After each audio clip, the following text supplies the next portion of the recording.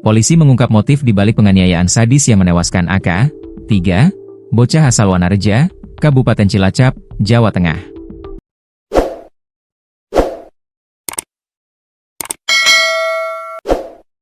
FA, 21, pria asal Aceh, tega menghabisi nyawa korban karena menganggap anak tersebut menjadi penghalang hubungan gelapnya dengan ibu korban, RI, 23.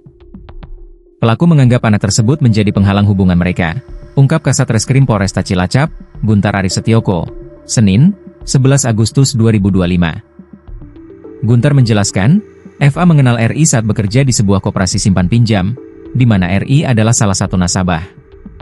Hubungan terlarang itu diakui pelaku baru terjalin sekitar 1 bulan. Selama ini, AK disebut menunjukkan rasa tidak suka setiap kali FA datang ke rumah. Sang ayah kandung diketahui bekerja di Jakarta. Kedekatan antara pelaku dan ibu korban membuat si anak ini merasa risih. Anak ini tidak suka kalau pelaku datang, kata Guntar. Dengan sepengetahuan RI, FA kemudian menyusun rencana menganiaya AK di sebuah bukit pada Kamis, 7 Agustus 2025.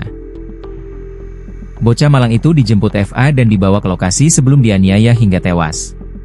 Kasus ini memicu kecaman publik, mengingat perbuatan pelaku dilakukan dengan persetujuan ibu korban sendiri.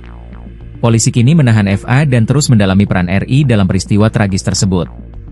Ferry Adrian Sukma, 22, pelaku pembunuhan terhadap anak berusia 3 tahun di Cilacap, Jawa Tengah dihadirkan dalam rekonstruksi. Ferry dihadirkan di kawasan Kebun Karet Cikukun, Kecamatan Wanareja, Kabupaten Cilacap pada Senin, 10 Agustus 2025. Pelaku terlihat mengenakan baju tahanan biru dan helm hitam. Warga yang emosi mengeroyok pelaku saat rekonstruksi. Aksi penganiayaan itu terjadi pada Kamis, 7 Agustus 2025. Dalam video yang beredar luas, pelaku Ferry sempat memukuli kepala korban AK, 3, dengan tangan. Aksi itu pelaku lakukan di sebuah kebun. Pelaku terus memukul kepala korban meskipun korban menangis.